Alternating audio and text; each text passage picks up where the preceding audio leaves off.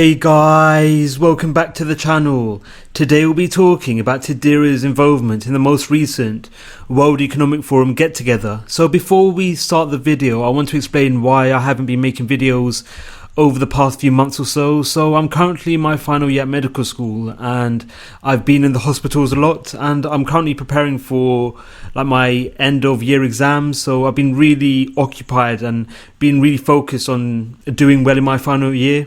So my focus on the channel has been diverted. I'm hoping to be a lot more consistent now and hopefully uploading videos, maybe not on a daily basis, but maybe a few times during the week. So I do apologize for the lack of uploads, and I know a lot of you have reached out to me asking where I am and why I haven't been making videos, but yeah, this is the reason why.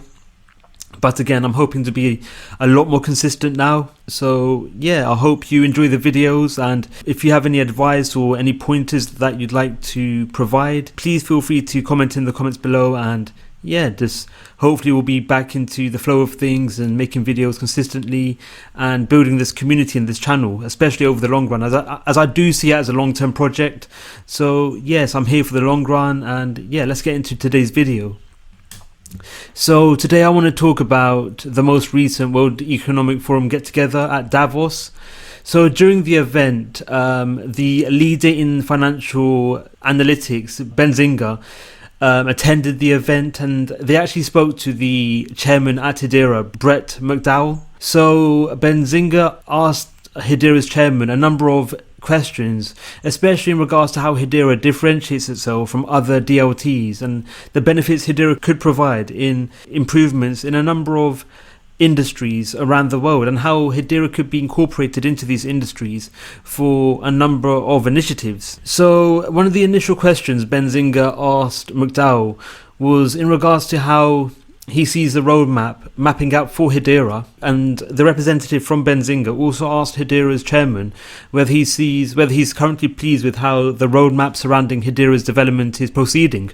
So McDowell responded and mentioned as to how he's quietly confident in regards to how Hedera could be actively incorporated and allow for the direct integration of its own network into other DLTs, including Ethereum, where a number of initiatives and developments surrounding both Hedera and Ethereum have been incorporated, which will improve the ability for assets on either Ethereum or Hedera to be sent between each network at any given time. So an example of an initiative which sees the direct incorporation and utility and partnership between both Hedera and Ethereum is Hashport, where Hashport is a bridge which allows ERC20 tokens to be distributed and sent to Hedera's DeFi ecosystem. So this means that native tokens based on Ethereum could be transported to Hedera, and this will allow such tokens to be compatible with Hedera.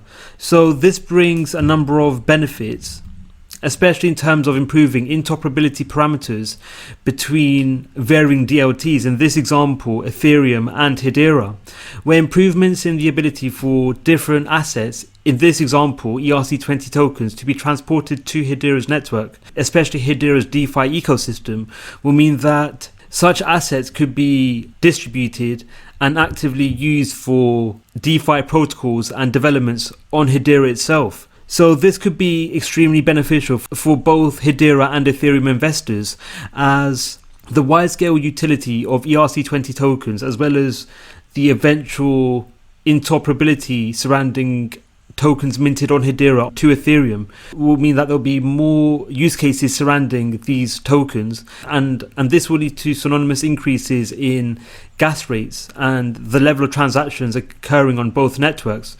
And especially over the long run, this will go a long way in improving and increasing the price of the given cryptocurrency native to both network, in this example ETH and HBAR.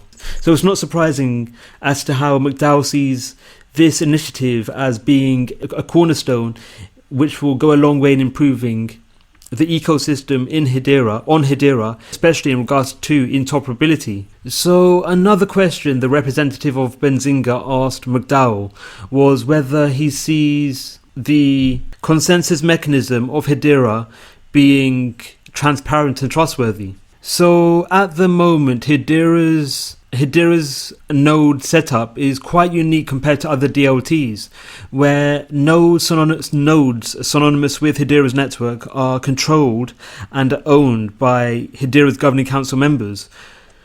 So at the moment, Hedera's governing council members are composed of some of the largest organizations around the world. So examples of Hedera governing council members include Google, Dell, Avery Dennison, and Eon Energy. So McDowell mentioned as to how the companies which are active Hedera governing council members have far more to lose than they have to gain by colluding with one another to corrupt consensus on the network.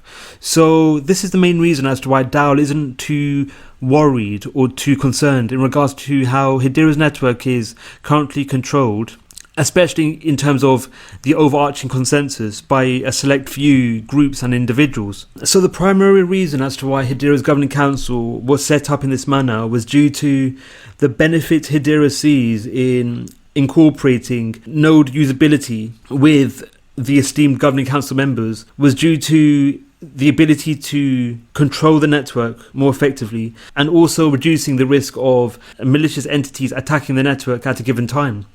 And this has dogged a number of DLT networks in recent times, most notably Terra, where Terra's network, due to it being completely decentralized in nature, led to malicious entities being more able to attack the network, which in turn led to the rapid depreciation in the value of the Luna cryptocurrency, as we saw a few months ago. So despite Hedera's consensus mechanism being quasi-decentralized at the moment, Hedera's governing council are making steps to ensure that the network becomes more decentralized over time, where the network is set to incorporate staking mechanisms to the overarching Hedera network, where the Hedera governing council members will allow individuals to actively stake their HBARs onto given nodes, which will improve the ability for such individuals to not only improve the decentralization of the overarching Hedera network, but also providing a means for HBAR token holders to gain passive income directly from their HBAR. So a double whammy benefit in regards to staking parameters and what this will bring to the overarching Hedera ecosystem and for HBAR token holders. So during the event, the representative of Benzinga also asked the Hedera chairman as to how he sees Hedera being a differentiating DLT and what puts Hedera ahead over other DLTs. McDowell mentioned as to how Hedera is making steps in tokenization, where Hedera's network is being actively used by its governing council member DLA Piper, which is a law firm, where DLA Piper has created a tokenization asset organization known as Toko, which is actively built on Hedera and uses the benefits Hedera provides, especially Hedera's tokenization service, where the development of Toko is geared towards the ability to tokenize real-world assets that the likes of DLA Piper hold and possess. And again, all of these actions will be verified and enabled through the benefits of Hedera's tokenization service. So an example of a real-world use case surrounding Hedera's network and what this means for a number of industries, especially tokenization. So finally, the representative of Benzinga also asked McDowell as to how he sees Hedera fitting into developments in the future. So McDowell mentioned as to how Hedera could be at the center of providing ID infrastructure for a number of economies around the world, and also how Hedera could be at the center of ESG developments and infrastructure protocols. So Hedera is already involved in ID protocols, where Hedera's governing council member FPOS, which is the largest payment provider in Australia, ran a digital ID pilot scheme which enabled employers to check the credentials of workers more seamlessly and rapidly, where the ID infrastructure surrounding worker credentials was actively built on and harnessing the benefits of Hedera's DLT infrastructure. So this is currently a pilot scheme, so we won't see the active utility and distribution of Hedera's DLT infrastructure in regards to ID protocols across the wider Australian marketplace as of yet. So as well as Hedera's direct involvement in pilot schemes surrounding ID infrastructure in Australia, the World Economic Forum has also highlighted to the benefits Hedera could provide, especially in regards to blockchain interoperability, where in an article published by the World Economic Forum, the article highlighted to how Hedera's consensus service, which went live in February 2022, could be a promising candidate to enable blockchain interoperability. So an example of how Hedera could be at the center of interoperability developments and protocols was highlighted and mentioned earlier on, where the Hashport portal mechanism, which enables assets to be exchanged between Hedera and Ethereum, to be exchanged between the Ethereum network and Hedera, has been directly incorporated into both Ethereum and Hedera's mechanism and infrastructure. So this is an example of how the World Economic Forum highlighting to the benefits Hedera provides in terms of how it could be harnessed for interoperability has been demonstrated. So as well as this article, the World Economic Forum has also published an article on its own website detailing to the benefits Hedera provides and the Hedera project as a whole, where the article mentioned as to the benefits Hedera provides and the unique nature surrounding Hedera compared to other DLTs, where the World Economic Forum detailed as to how Hedera is a quasi-decentralized network which is composed and their nodes are controlled by the leaders in a number of industries around the world, most notably Google, IBM, LG and DLA Piper. And this is further compounded with the World Economic Forum also highlighting and detailing to how Hedera's network could be used for real-world utilities. What are your views on Hedera's association with the World Economic Forum? Are you bullish on Hedera? Let us know your views in the comments below. Thank you for watching the video. We hope you enjoyed it. Don't forget to like, subscribe and click on the notification bell. Let us know your views in the comments below. Thank you for watching and we'll see you in the next video.